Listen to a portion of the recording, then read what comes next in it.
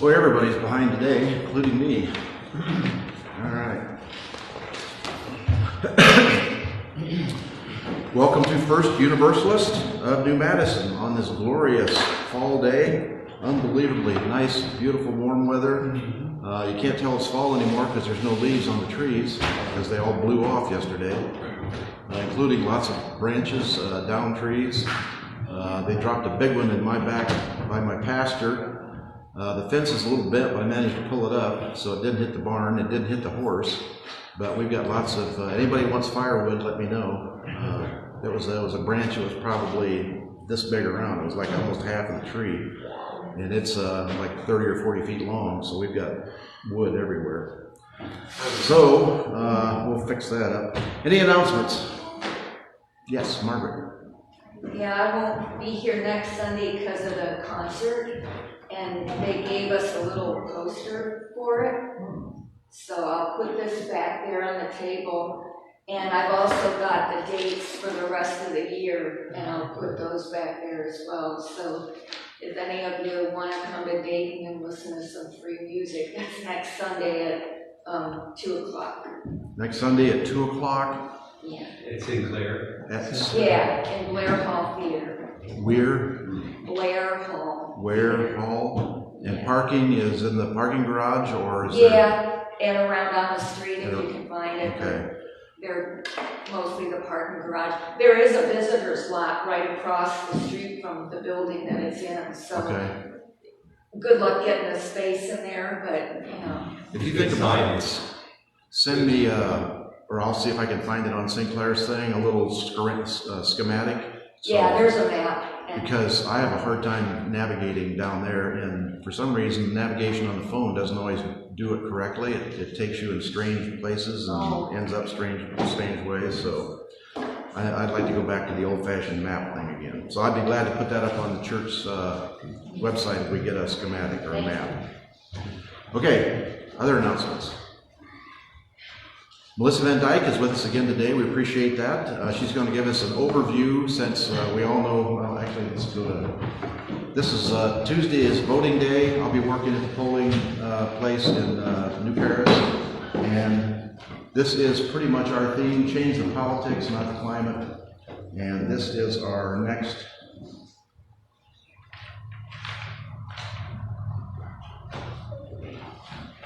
This is the most important thing. We all know that today is time change, and Tuesday, be careful you don't set the country back 50 years.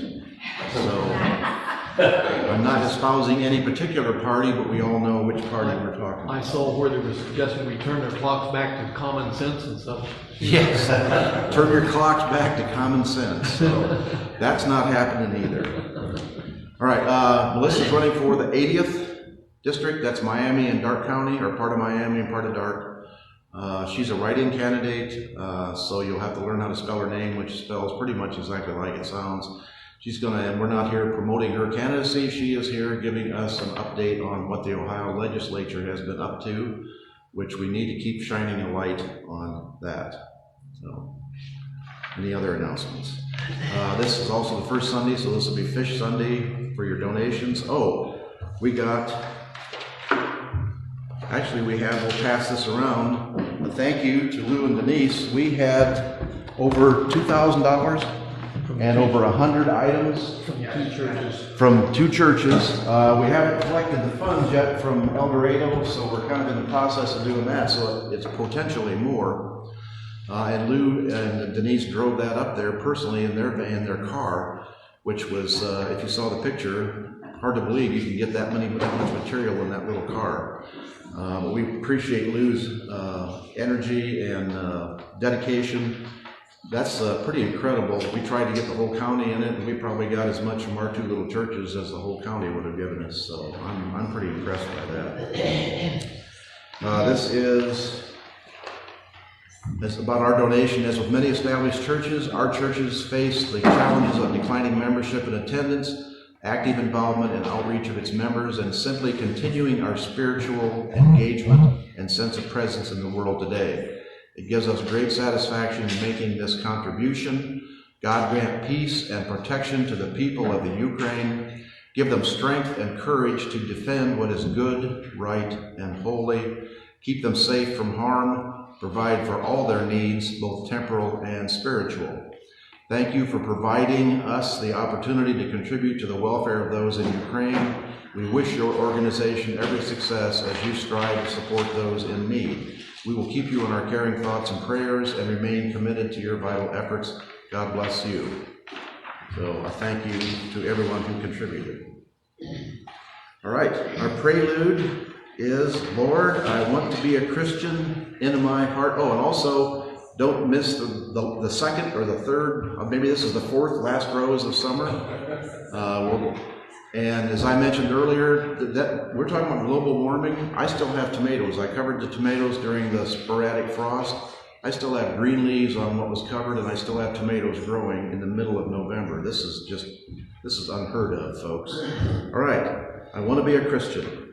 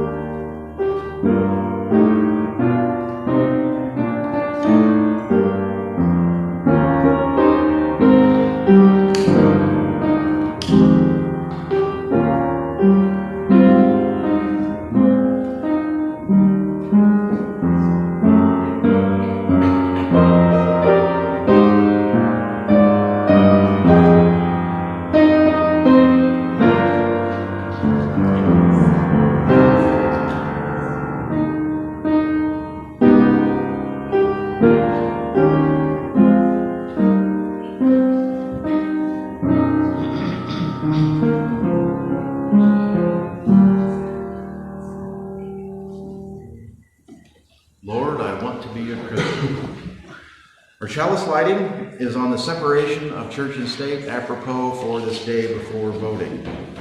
This chalice burns with twin flames.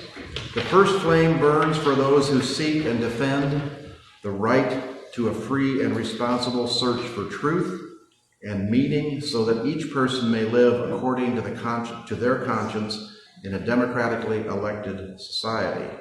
The second flame burns for the defenders of freedom, working against those who would impose their own religious belief on others through intimidation or legislation. May we tend this fire always, ever vigilant and courageous in the struggle for freedom and justice for all. And don't forget to miss our banner, which Unitarian Universalists are known and are recognized for their commitment to justice for all. All right, our opening hymn is 205, Amazing Grace.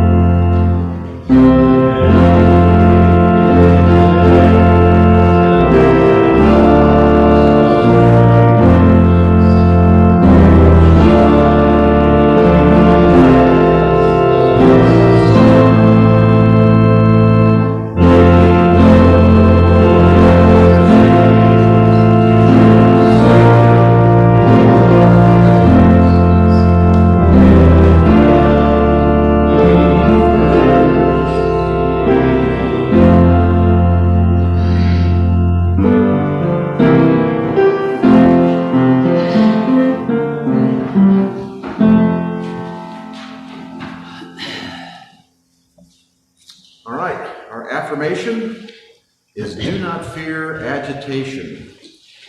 Do not fear agitation, for agitation is the rhythm of life itself, to be put into motion, to be stirred. Do not fear the movements that decenter you, that decenter what you always thought permanent.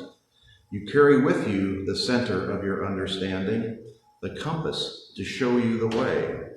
Carry with you the love that will hold you, the vision that will guide you, the relationships to all beings and the world that will ground you. Go in peace and in gentle agitation to stir this world to the side of love. Stir you to gentle agitation to the side of love. All right, our children's story. I had a good one for Halloween and we did something different, so we're going to do the Halloween children's story this week because nothing is sacred at the Unitarian Universalist.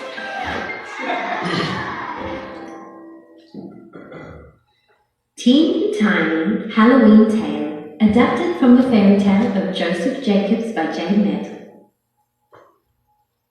Once upon a time, there was a teeny tiny ghost who lived in a teeny tiny house in a teeny tiny tree trunk.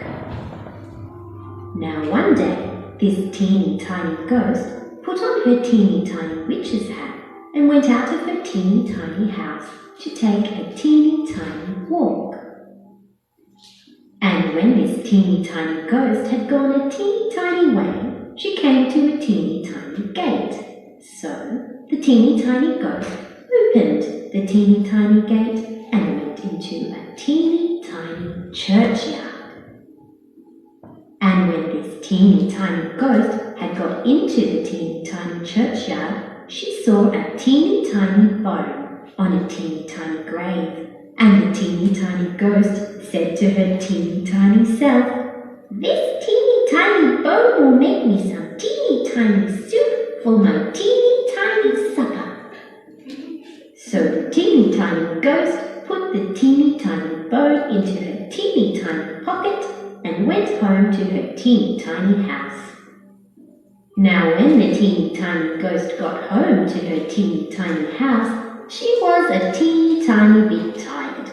So she went up her teeny tiny stairs to the teeny tiny bed and put the teeny tiny bone into a teeny tiny cupboard.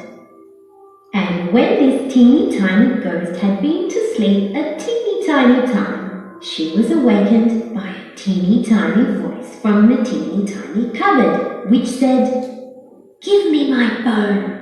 And this teeny tiny ghost was a teeny tiny bit frightened, so she hid her teeny tiny head under the teeny tiny clothes and went to sleep again.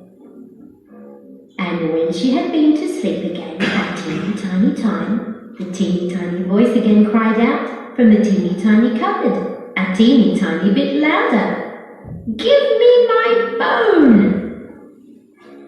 This made the teeny tiny ghost a teeny tiny bit more frightened, so she hid her teeny tiny head a teeny tiny bit further under the teeny tiny clothes. And when the teeny tiny ghost had been to sleep again a teeny tiny time, the teeny tiny voice from the teeny tiny cupboard said again, a teeny tiny louder, "Give me my bone!" And this teeny tiny ghost was a teeny tiny bit more frightened, but she put her teeny tiny head out of the teeny tiny clothes and said in her loudest teeny tiny voice, "Take it!"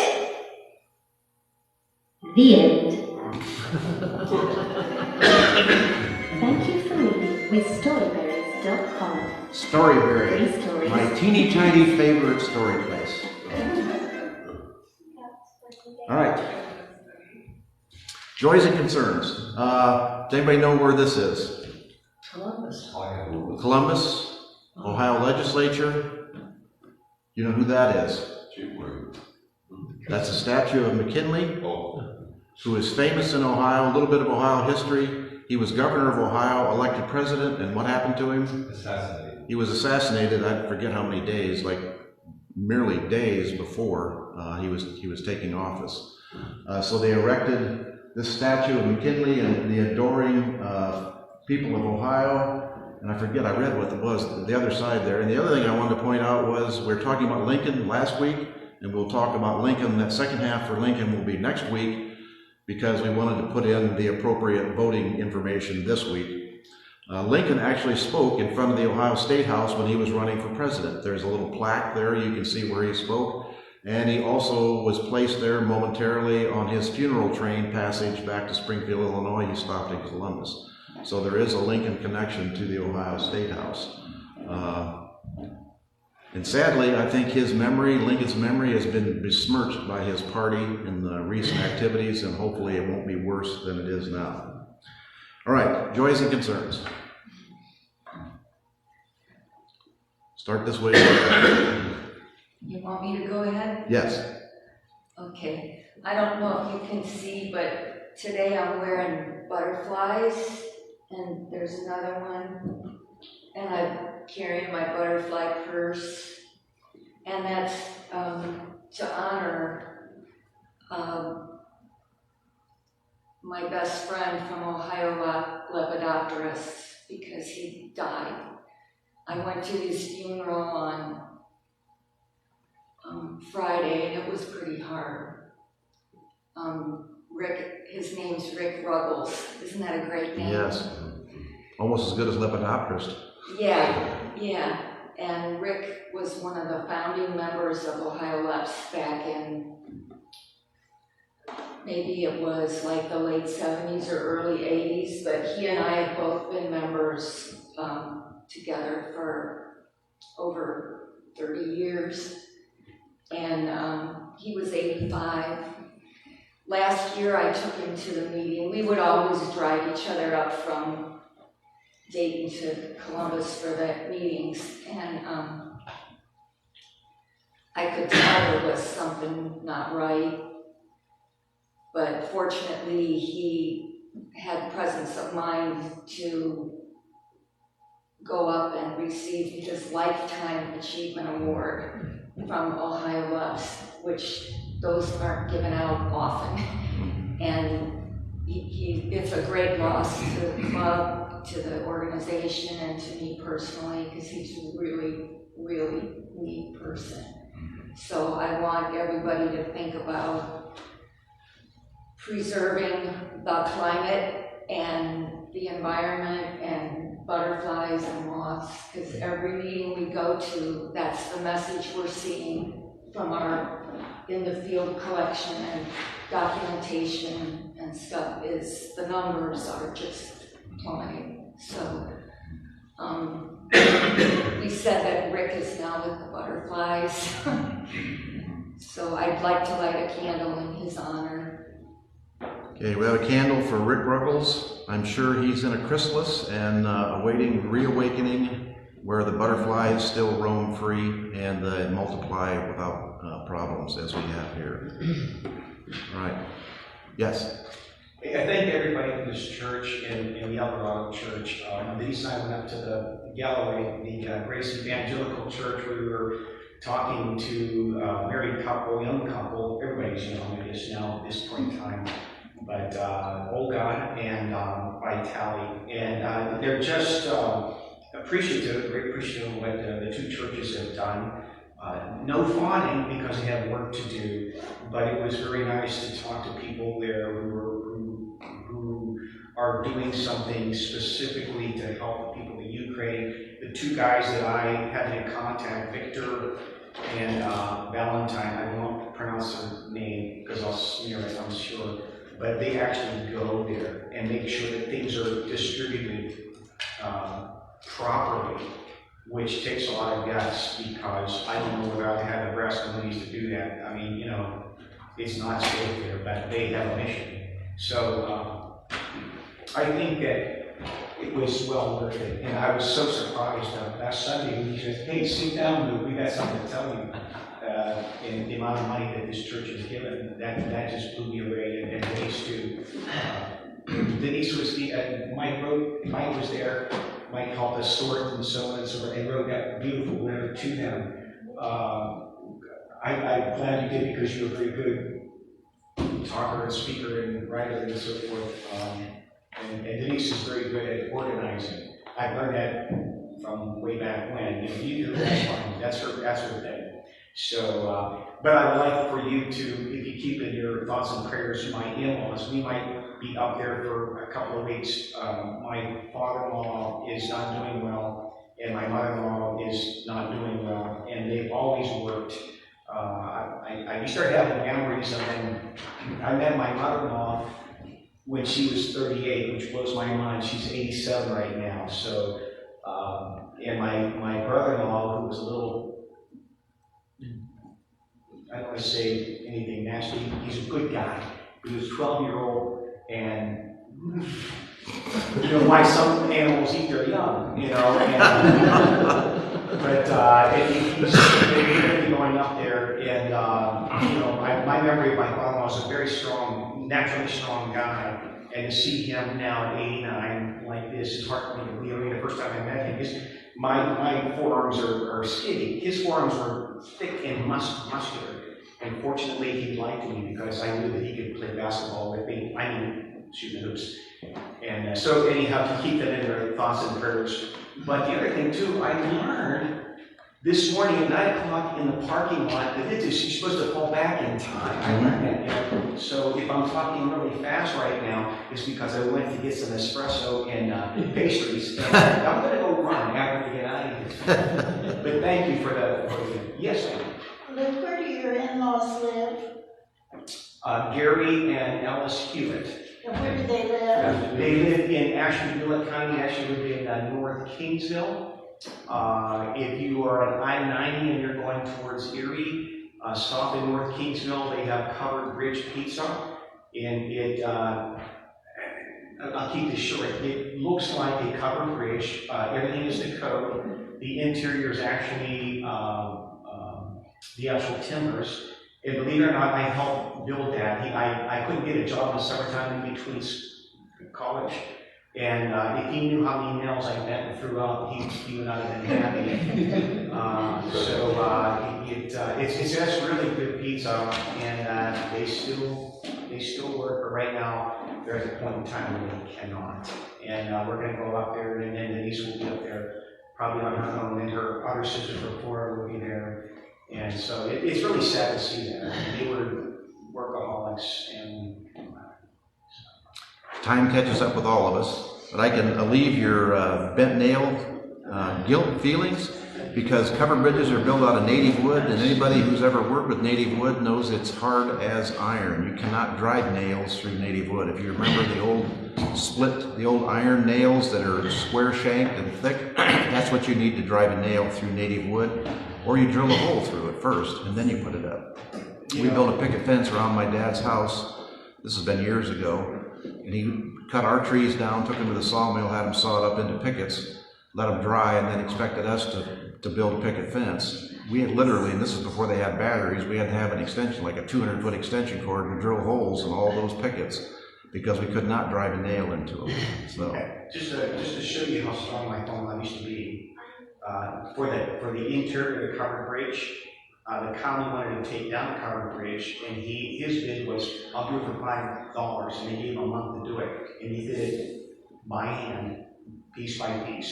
And if you ever seen the timbers, they're huge, and so were his muscles, and that was really nice of him. So. the nice thing about the covered bridges is the reason it's easier to take down, they're put together with pegs. If you see in the old barns, they didn't use nails or screws, they used pegs, and pegs you can drive out and then put them back in again. So they are easy to disassemble and move and put up again. So I guess we'll light a candle for the covered bridge pizza too. Anything else? We always have the Ukraine. The Russians are now bombing their electrical grid, their supply grid for power. Almost 30 to 40% has been bombed. They're trying to repair it. They're running out of parts. Winter is coming. In Europe, people don't have like individual heating units. What they do is they have a central plant that creates the hot water, and they pipe that through the city to everybody's apartment house and everything else. So when they bomb out the central plant, then nobody has heat. There's only, I think I heard somebody say, like 5 or 10% of the people have like a wood burning or coal burning stove. Everybody relies on central heat from the center of the city. And if you don't have electricity, you can't even plug in an electric fire. So they are in a world of hurt. The only redeeming thing is there's so much destruction and so many things blown up that there's scrap wood laying everywhere so they can build fires. But we're back to the Stone Age. If you don't have a stove with a chimney and you're trying to build a fire, you can imagine how that works for heat or trying to cook on that. So condemnation to the Russians, who are behaving as subhuman, and support for the Ukrainians who are suffering through this just to maintain their own dignity and their own freedom. Any other? Oh, let me throw in, I seem to be doing this every week. My wife is having a tough time. Now she's dealing with another pastoral family in Miami Valley, where after, I don't know, 30 or 40 years of marriage and 3 or 4 kids, the husband has come out and admitted he is gay.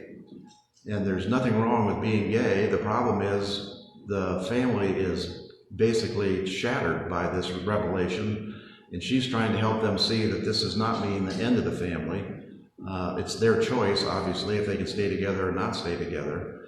And in some sense, there is a positive sense, because if you are what you are is what you are, and if you can finally admit it, maybe that is a revelation and a good point. But it is terribly difficult for everybody around you, particularly your close family and the people that they know.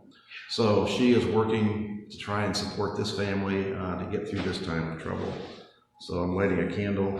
She just never seems to draw a week with no problems. There's always something going on. All right, one final candle for those thoughts, prayers, those dreams, those aspirations that never come to fruition, but still maintain in your heart. And we want to remember Rick Ruggles and Lou's family up in northern Ohio. Okay. Let's see. Here's another picture of Columbus, the legislature. This is interesting. This is a reflection. This is a picture actually of the hotel across the street. McKinley was so in love with his wife that he lived in this hotel, or where the house was across the street. Every day when he walked as governor to the State House, his wife was sick and in bed and had lots of problems, would be in the upstairs window. He would leave the house, walk to the State House, turn around and wave to her in that upstairs window every day when he went to work. All right, our speaker is Melissa Van Dyke, candidate for Ohio Legislature, here to give us some history on the Ohio Legislature.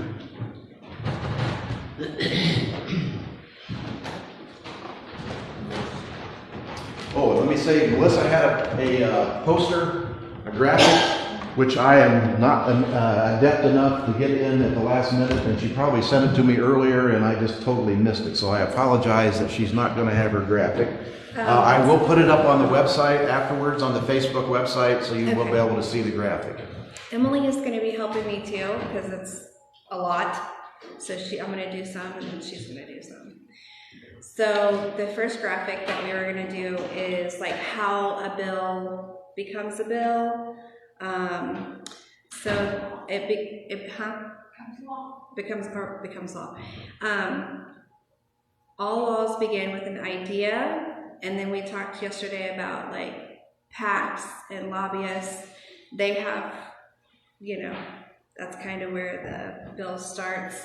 But it can be like a movement, like if, a parent, something happens to a parent, they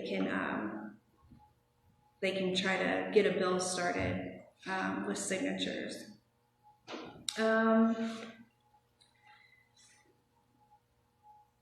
Any citizen can propose any idea and can contact her representative. Most ideas come from Congress. And then they introduce the bill to the House of Representatives. The member who proposes the bill is known as the sponsor. So we'll talk a lot about that because Jenna has sponsored and co-sponsored a lot of deplorable bills.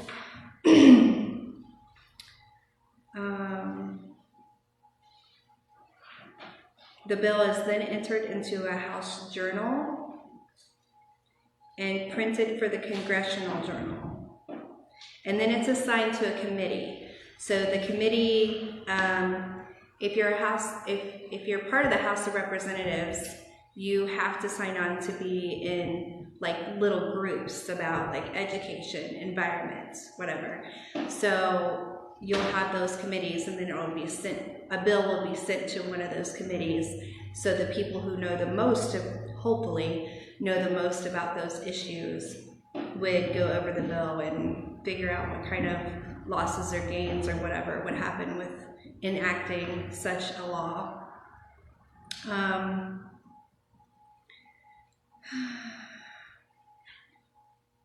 They hold hearings to discuss the bill. And is that where people come in and talk about it?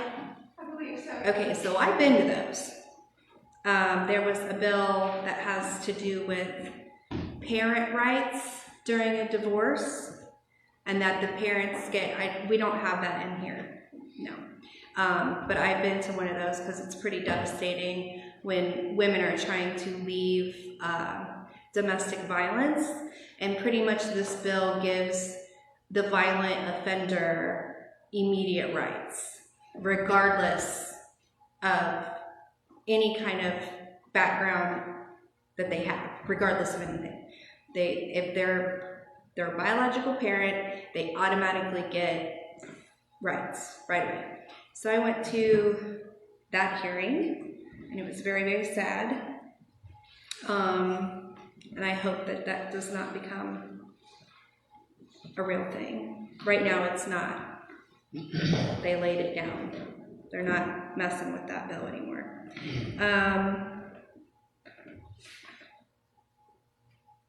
Okay, so bills must be given consideration by the entire House. Members may propose amendments. Members of the House may propose amendments. I would hope that the committees could propose amendments too. It doesn't say that though. I think they can. Yeah. So the committee can propose amendments to any bill too. And then the committee consideration and debate. All bills must be, okay. And then they vote on the bill after they have amended it. Votes are counted. If there are enough votes, the bill passes and goes to the Senate. The bill goes to the Senate. They approve it or don't approve it, and then it goes to the governor. He approves it or don't approve it, and then in an instance for a federal bill, it would go to the president. He would pass it or not pass it as a law. Okay, so did you want to do your... So now we're going to talk about reproduction freedom and abortion as health care. She has a nice story that she's going to talk about. And then we're going to talk about the actual bills. Do you have me on a timer? Somebody have me on a timer? Just I watch want to make sure we don't... We'll remind you. Okay, I want to make sure we don't go over.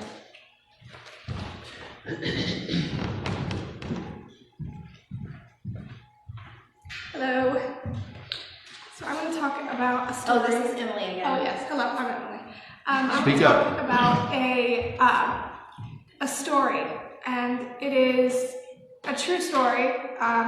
It's edited a little bit because it happened before Roe versus Wade was overturned.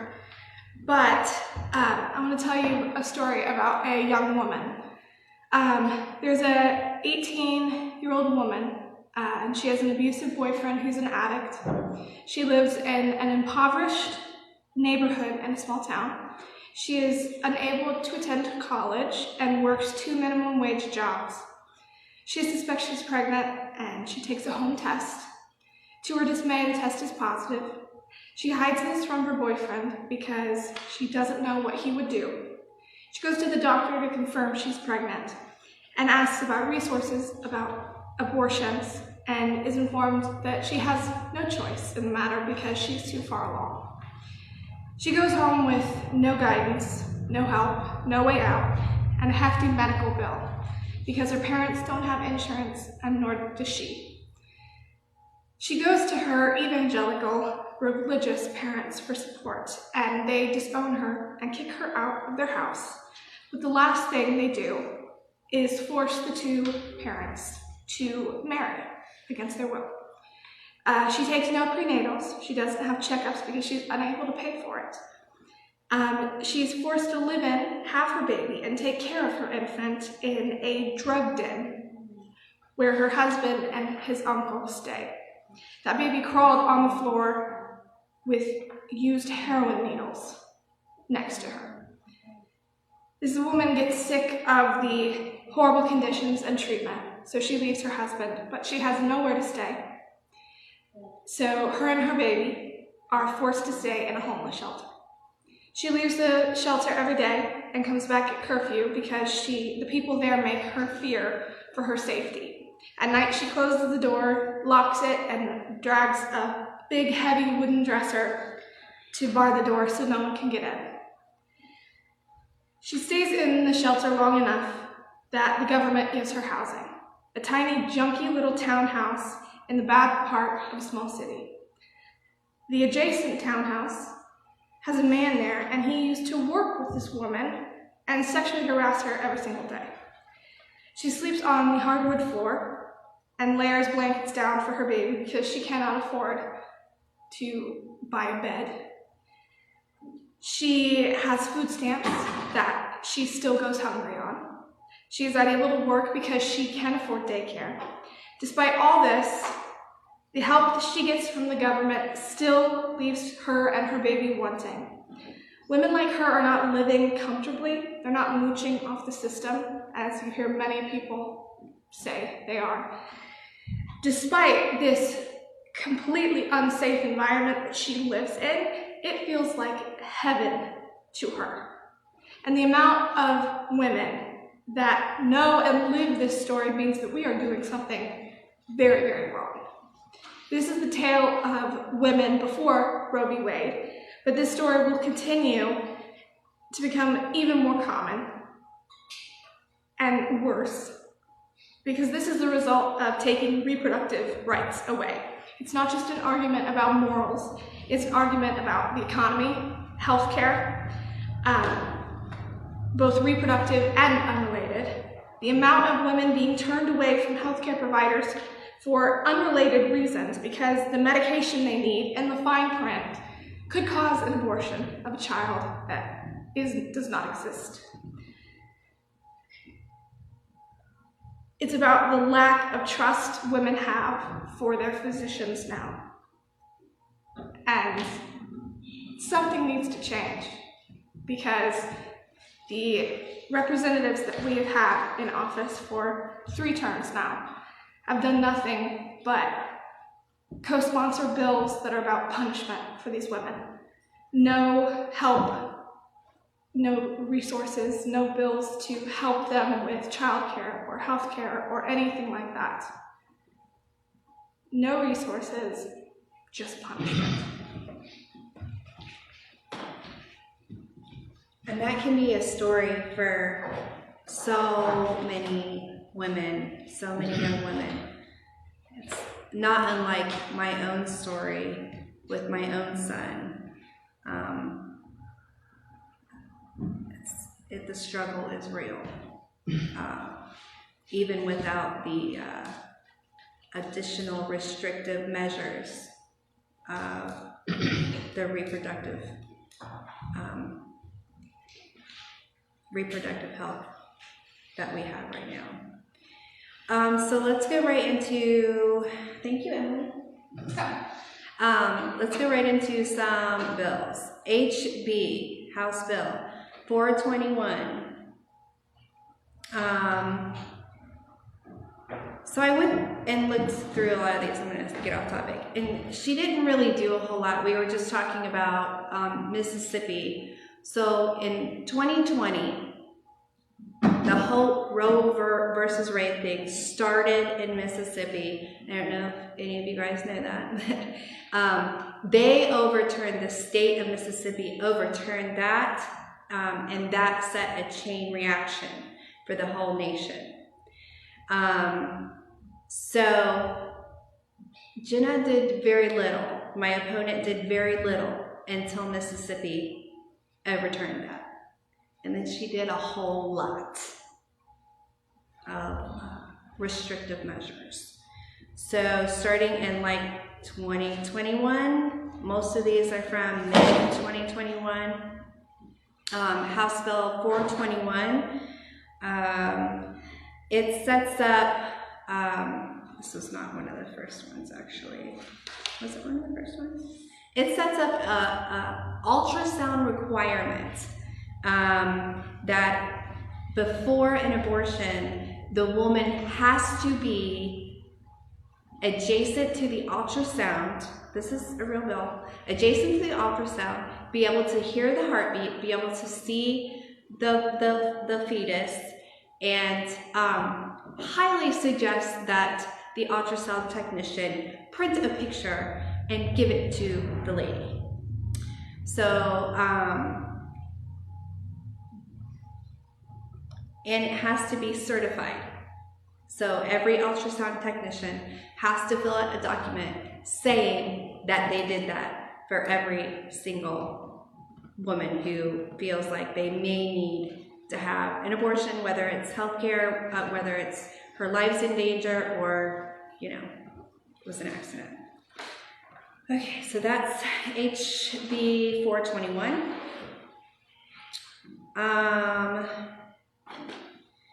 And she was the co-sponsor of that.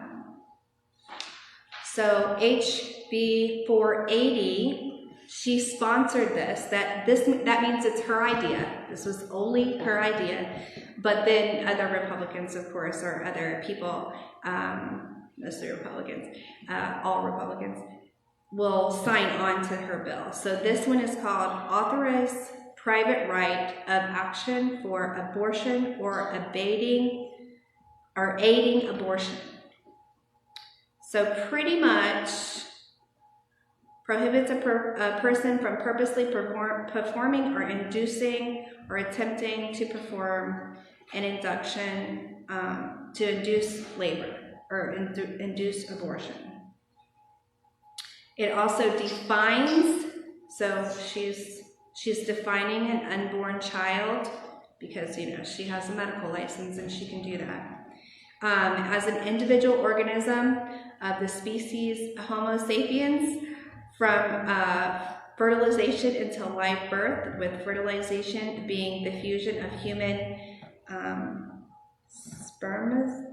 something with a human ovum. I know, I've never heard that word before. Spermatozoa. Yep. Spermatozoa. That's the technical term for sperm. Okay, gotcha. Sperm. So that was her bill that she put on there. Pretty much, you will have criminal action put against you if you help any woman get reproductive health care. This is incredibly important because what this bill would do means that it's a human being from the time it is fertilized. So there's a number of contraception devices that don't allow the zygote, which is what happens when you put an egg and a sperm together, to implant in the uterine wall, which means all those would become illegal in the state of Ohio. Yeah. If It's what's it called? UID? I forget what it's called. Yeah, the IUD, interuterine device. I never had one of those, so I don't know. So this is earth-shaking if something like this would pass. And I don't know if people realize that contraception would not only would you not have abortion, you wouldn't even have contraception. If I may also add, Melissa, on that piece that you just read about if someone does it, they are subject to whatever in terms of punishment.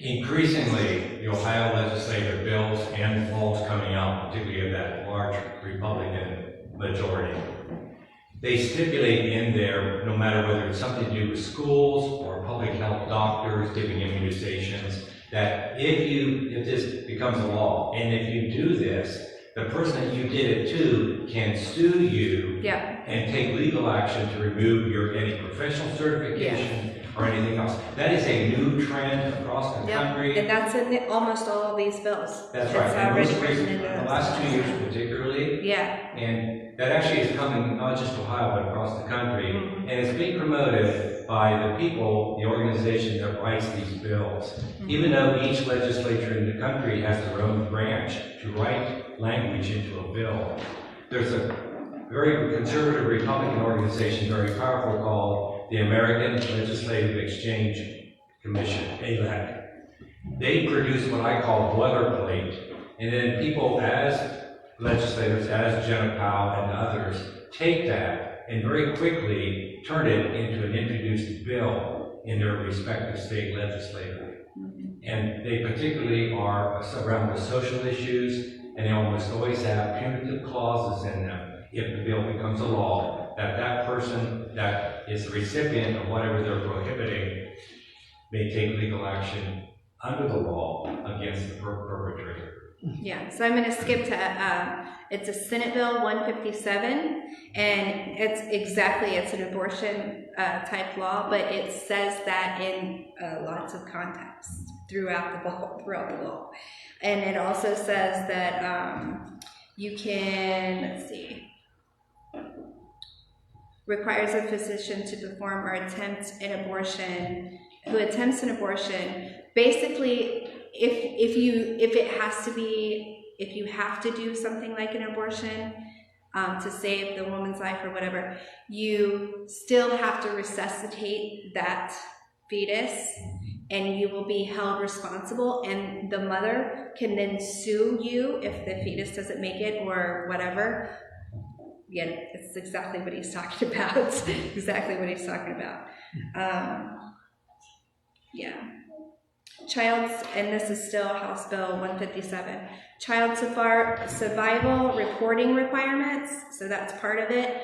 If the child had a heartbeat, if the fetus had a heartbeat, you are required by law to give resuscitation, and then the mother can sue the doctor for whatever she wants to afterwards.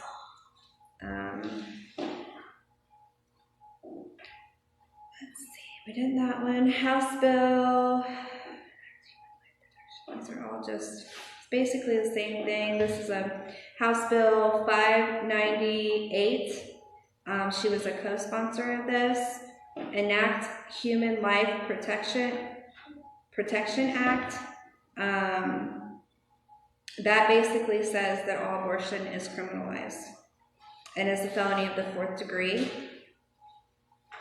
And it also says that you have to have a second opinion. If the woman is in dire need of health care, you then have to get that doctor that's treating that patient then has to get an unrelated doctor to give it a second opinion.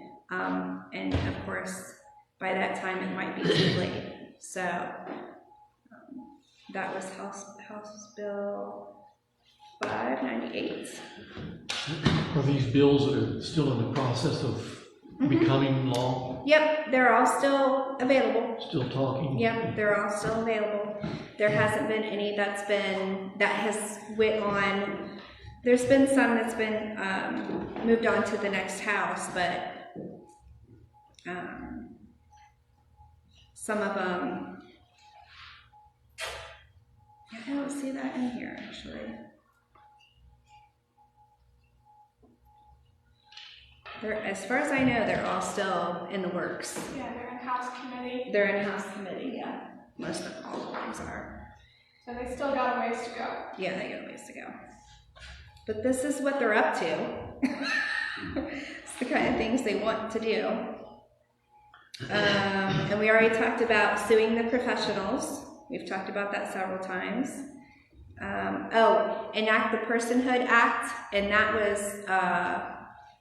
was her bill. The state of Ohio shall recognize the personhood and protect the constitutional rights of all unborn human individuals from the moment of conception. Nothing, and then it says she doesn't want to endanger women, but we all know that's not true. So that was hers and hers alone. Oh my gosh, reversing abortion. That's part of that Senate bill too. What we just talked about, you have to try to resuscitate. House Bill 378 is basically the same thing, and she was a co-sponsor of that. It's designed to inform pregnant women of the possibility of reversing the effects of abortion, and utilizes, I'm assuming that has something to do with getting rid of the medication. Yeah. It's Mifepristone. mifepristone, that's Yeah, what I think. you ingest that. Mhm. So, if she changes her mind, requires a physician who is to perform or induce at least 24 hours to perform the induction, and the physician is subject to civil and disciplinary actions for failure to do that.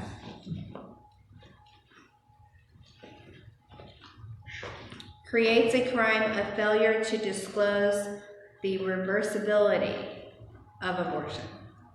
So if you don't tell them, hey, we can undo this. You can't undo it. Yeah, you can't really undo it. And we're kind of running out of time, so. Okay, all right. So, did you want to do it? Yeah. Okay, she's got like just one page on LGBTQ. So that's that, and here's her plan. Okay, so these are the LGBTQ plus legislation. House Bill 454, it's in House Committee. She's a co-sponsor of it. It is called the SAFE Act. Enact the Save Adolescents from Experimentation.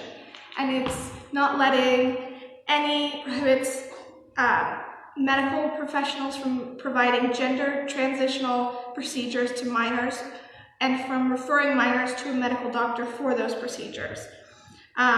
Prohibits school nurses, counselors, teachers, principals, and other staff or officials from withholding or encouraging or coercing a minor to withhold from the minor's parent or legal guardian information that a minor's gender identity is inconsistent with the minor's biological sex.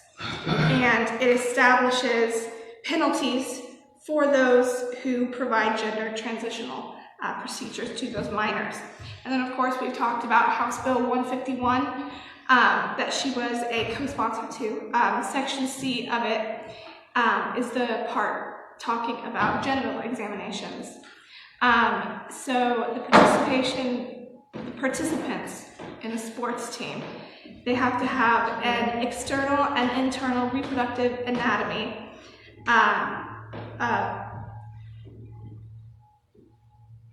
They have to have it looked at.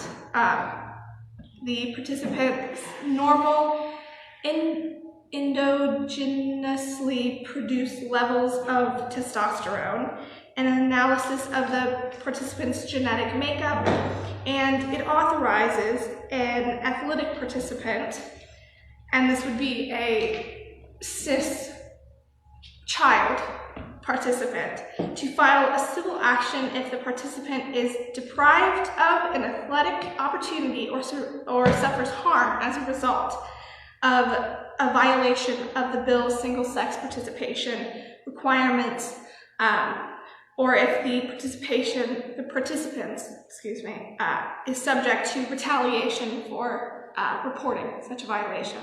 So not only are we harming trans kids or allegedly trans kids, but we are making it so that other people can civilly harm them as well. And I wanted to end this part with some harrowing statistics to show how bad these bills will be for the trans community. About 85% of transgender adolescents reported seriously committing suicide, while over half of transgender adolescents attempted suicide. Nearly 20% of cis adolescents reported serious thoughts of suicide, and 9% have made an attempt to take their lives. The difference in those statistics is mind-boggling, and we are harming them even more. So that's something to think about. Thank you. All right, guys. thank you. And do you know if anybody can request a physical examination of any student, any athlete? Any athlete, they can, if it, it's any athlete, and it can be a teacher, it can be a mom, it can be a peer, it can be anyone saying, oh, I want this person to have an examination. So I could ask for Jenna Powell's daughter to be examined? Absolutely. She don't know each other. Thank you quickly. Hypothetically, Any other conservative board member? Know that people that if it happens to one person, anybody can request it happen to another person, and we'll see what happens when you have to wear your own clothes. Good point. And if I can quickly add. Yes. You can always write a letter to your legislator when you understand something's being introduced, particularly controversial that you don't agree with. Write a letter to the legislator. Write a letter to the editor if you think the bill has a chance of passing in the state, to influence other people to write that letter and oppose that legislation. You might think that your letter doesn't always work to that particular legislator, but you have to remember, as the ladies just pointed out here, they work in committees, and the committee chair is very powerful. The committee chair decides with committee input whether the bill is going to go forward with 3, 4, 5, 6 hearings, or whether it's going to be one hearing and rubber stamp passed going to the Senate. That's a very quick timeline. There's an internet utility called Bill Tracker that lets you put in the Ohio, whatever bill it is, and it'll tell you the status of it to the moment. It'll tell you where it is in committee, how likely it is to go forward, or is it already gone forward and you're getting ready to hold the third hearing. And the last point I make on that is, I would encourage everyone, particularly if you feel strongly, go beyond letter writing or emailing your legislator and provide legislative testimony to the committee. That is powerful. You do not have to drive to Columbus. You do not have to talk in front of people that consider themselves more expert than you. All you have to do is get a form from the legislature, provide written testimony, and it has to go in the congressional or the official legislature's record, public record. People do it all the time. Organizations do it. You could write 3 sentences, you can write 3 pages, but you can tell them exactly why you support it or exactly why you are against it. It's very powerful. And you can do that from your desktop computer and never have to go to Columbus. I think what we need to do, I think I will talk to Derek. My suggestion would be we create a little support group to help people. Otherwise, it's hard to write a letter to your legislator or to the newspaper. I think the most impact would be held if we could get together and help people write letters to the newspaper. Darke County, everybody knows that Darke County is 80% conservative, but there are a lot of people who are real people who care for other people, and they would be encouraged, I think, if we could get some letters into the Early Bird and the Daily Advocate. And I know that's hard to do. I keep telling myself I should do it. Why should I tell somebody else if I don't do it? So I think I will start kind of, if I can remember and push myself, to start a little program to help people write letters, to help myself write letters. That's, to me, we can, honestly, if you write a letter to Jenna, I'm sure one of her staff members will read it and they'll throw it away. You might not even get a form letter in response. So, and that's kind of their legislators are supposed to serve all their constituents, not just their friends, but that doesn't necessarily hold true. But if you put a letter in the paper, everybody will read the paper. Everybody who reads the paper will read the letter. Now, I realize that you're putting your name up, because you have to sign your letter, you're putting your name out there as a target, basically, in this county. And I would support anybody who would do that. And but I do think that's what we're going to have to do to make any changes whatsoever. We can't just suffer in silence, basically. And you can put my name on it. You can sign anybody's name to it. Like, if you guys wanted to do that, you can just be like, Melissa. All right, let's keep that in That way mind. I'm already the target. we can write a letter and send it to Melissa, and she'll send it to the paper. Right. And there's no reason, some of these people end up as columnists just because they write prolifically. There's no reason Melissa can't end up as a columnist for the liberal side of Darke County, but using our ideas or other people to ghostwrite for her. So that would actually relieve you of the responsibility to let you use your imagination to come up with some ideas that might be valuable and some feelings that might be valuable, and still not have to take responsibility for it. Although I'm sure if she was pushed, she would turn you in, so. All right, offering. Fish Sunday, so the fish plate is there, the regular plate is there to support the efforts of the church. Our church efforts are not political, even though we speak because of what we believe in. What we fund is like the fish pantry. We provide food, housing, support, not only for the Ukraine, for the people of Darke County. And we're going to hear Aurelia. It's a hymn.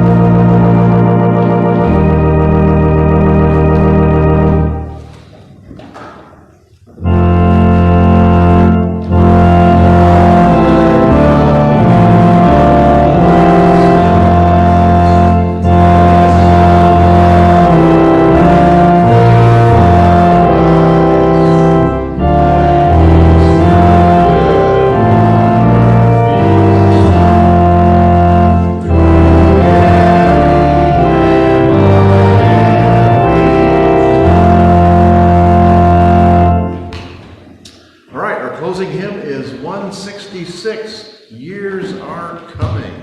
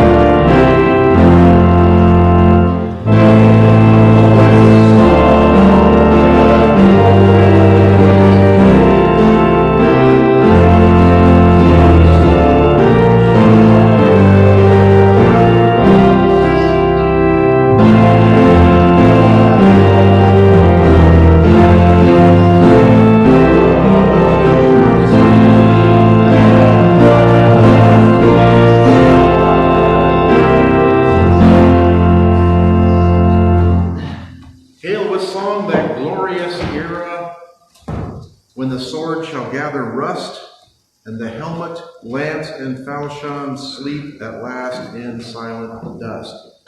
If only we could reach that era of peace on earth. All right, this is A World Attained by Barrow Dunham. Since the struggle deepens, since evil abides and good does not yet prosper, let us gather what strength we have, what confidence and valor, that our small victories may end in triumph, and that the world awaited be a world attained. So keep that in mind. November the 8th, the second Tuesday, or the first Tuesday in this month. Be sure and vote, and encourage all of your neighbors and friends to vote. And you can vote early on Monday too. You vote early on Monday. Vote early Monday. And I've already voted absentee. You can still do that if you received your absentee ballot if you requested one. We have donuts. Actually, the donuts are left over from the nice supply from last week, so they've only been frozen for 1 week, still edible. That ends our service from New Madison. Have a good week, enjoy the fall weather, and vote. All right. Our postlude is Rest. It's another hymn. And keep in mind Rick Ruggles and Lou's family up in Ashtabula as you go about your daily work.